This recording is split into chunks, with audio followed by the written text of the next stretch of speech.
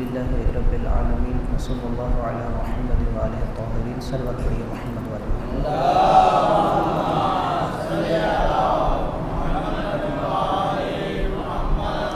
اما بعد فقد قال اللہ سبحانہ وتعالی فی کلامہ المجید وفرقانہ الحمید وقولہ الحق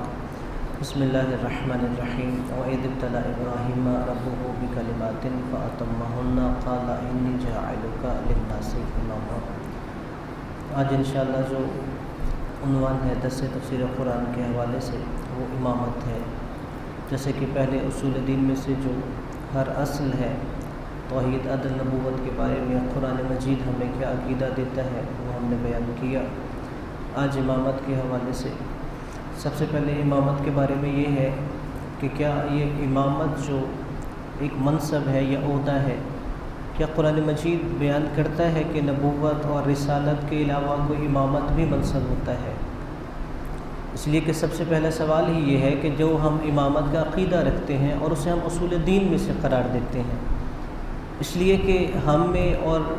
دیگر مذاہب اسلامیہ میں فرق یہ ہے کہ وہ امامت کو اصول دین میں سے نہیں سمجھتے، وہ امامت کو فروع دین میں سے سمجھتے ہیں۔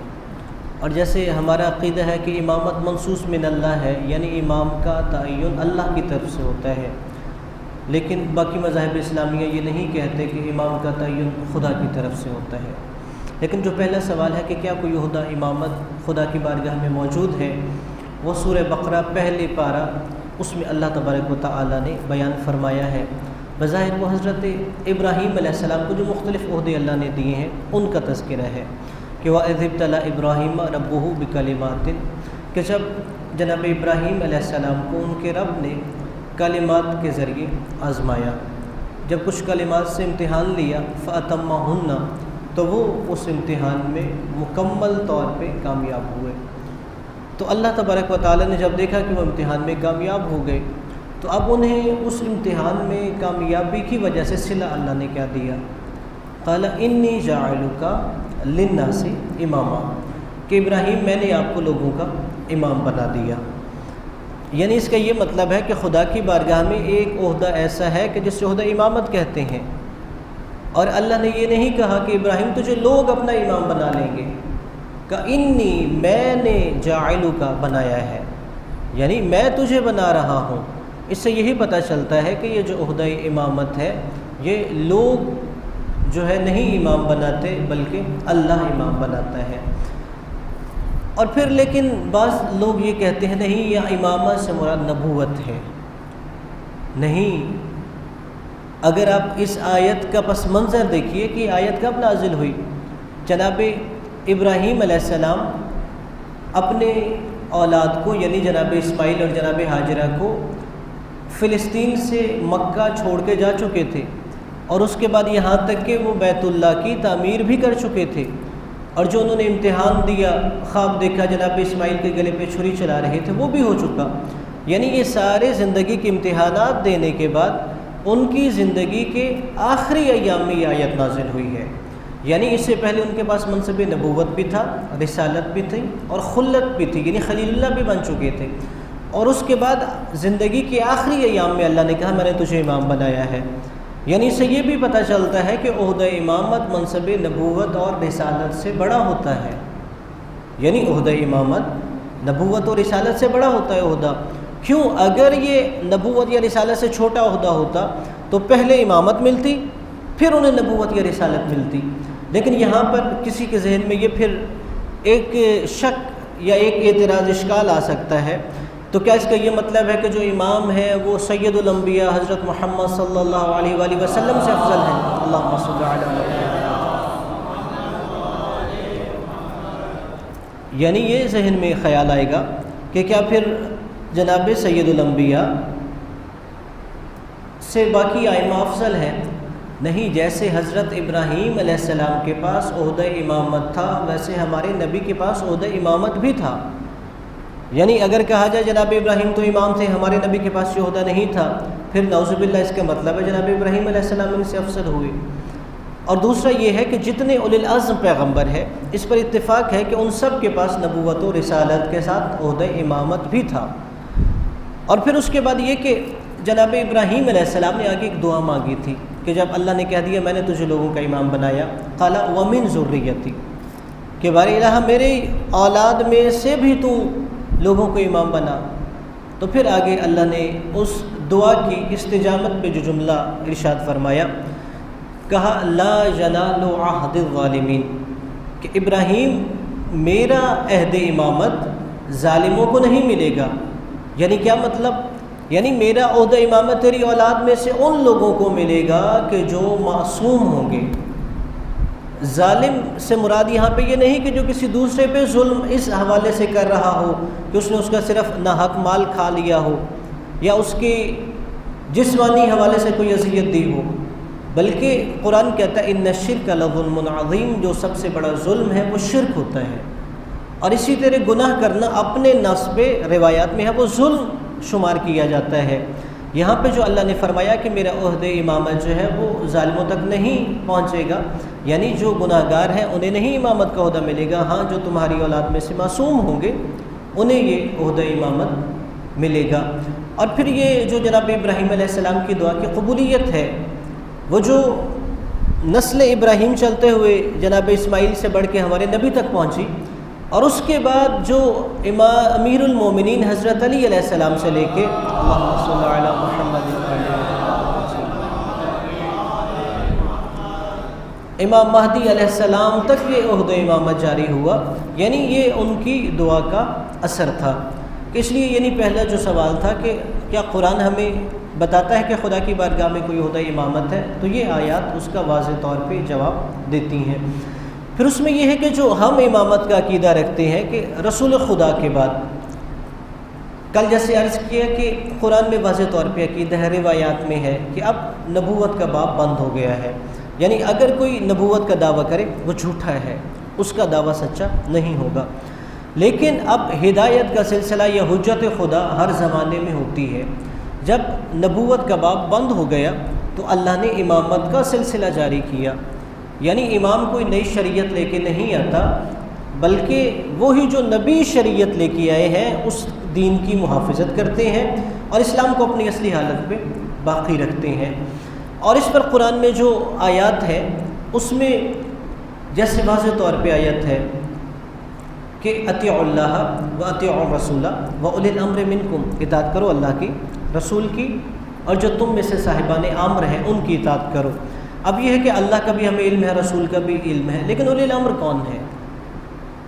اور یہاں تک کہ خود جب جناب جابر بن عبداللہ انصاری سے مشہور روایت ہے کہ انہوں نے سوال کیا کہ اولی الامر کون ہے، تو رسول خدا نے فرمایا حضرت علی علیہ السلام،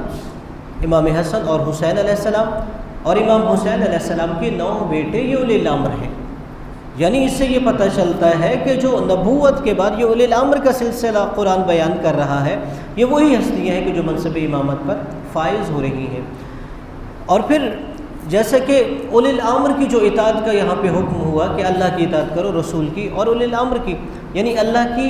اطاعت بھی جو ہے غیر مشروط ہے. یعنی کوئی شرط نہیں ہے کہ اس صورت میں کرنی ہے، اس صورت میں نہیں کرنی. رسول کی اطاعت بھی غیر مشروط ہے، ایسا نہیں ہے کہ فلاں صورت میں کرنی ہے، فلاں صورت میں نہیں کرنی. اولی الامر کی اطاعت بھی غیر مشروط ہے. مفسرین کہتے ہیں کہ اس سے یہ پتہ چلتا ہے کہ جیسے خدا سے العیاذ باللہ یعنی غلطی خطا کا امکان نہیں ہوتا، اور جیسے رسول سے گناہ کا امکان نہیں ہوتا، اسی طرح اولی الامر بھی گناہوں سے پاک اور معصوم ہوتا ہے. یعنی جیسے نبوت کے لیے ہمارا عقیدہ ہے کہ نبی معصوم ہوتا ہے، ویسے امامت کے لیے قرآن بتاتا ہے کہ امام معصوم ہوتا ہے. پھر قرآن مجید میں جیسے آیت واضح طور پہ ہے کہ جو رسول خدا کی زندگی کی آخری ایام میں نازل ہوئی، یا ایھا الرسول بلغ ما انزل الیک من ربک وان لم تفعل فما بلغت رسالتہ واللہ یعصمک من الناس. یعنی اے رسول جو حکم آپ پہ نازل ہے وہ لوگوں تک پہنچا دیجیے، اگر آپ نے یہ نہیں پہنچایا تو رسالت کا کوئی کام نہیں کیا. تو اس کے بعد بھی رسول خدا نے آخری حج جو ہے جسے حجۃ الوداع بھی کہتے ہیں، وہاں سے واپسی پر مقام غدیر خم پہ امیر المومنین علیہ السلام کی جو ولایت اور مولائیت کا اعلان کیا،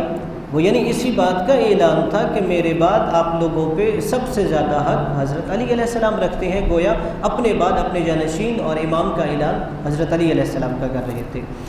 اور اسی طرح جیسے سورہ مائدہ کی آیت نمبر 55 ہے، انما ولیکم اللہ ورسولہ والذین آمنوا الذین یقیمون الصلاۃ ویؤتون الزکاۃ وہم راکعون، کہ تمہارا ولی یعنی سرپرست اللہ ہے، رسول ہے، اور وہ صاحبان ایمان ہے کہ جو نماز پڑھتے ہیں اور حالت رکوع میں زکوٰۃ دیتے ہیں۔ اور اس کے بارے میں بھی مفسرین نے لکھا ہے کہ جب امیر المومنین حضرت علی علیہ السلام نے مسجد نبوی میں اللہم صل علی محمد،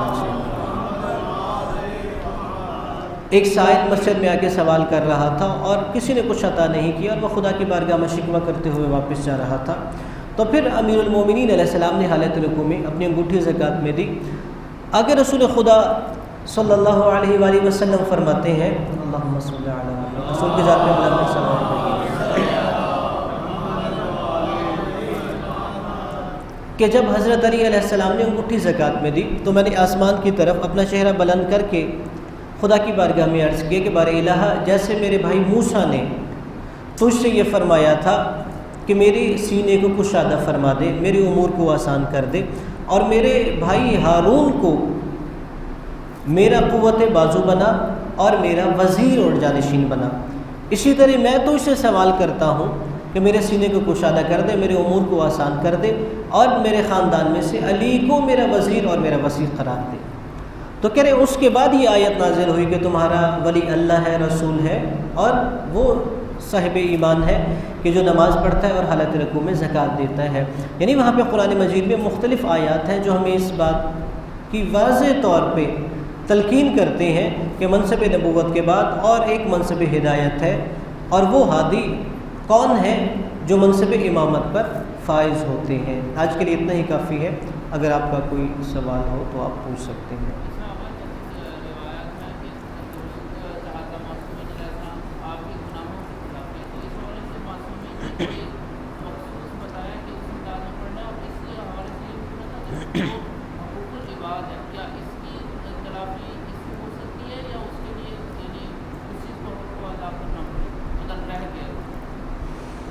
اس میں یہ ہے کہ جیسے یہ ان کا جو سوال ہے، یہ استغفار اور توبہ کے بارے میں ہے کہ مثال کے طور پہ اگر ہم استغفار کر لیتے ہیں تو کیا اس سے ہمارے ساری گناہ معاف ہو جاتے ہیں؟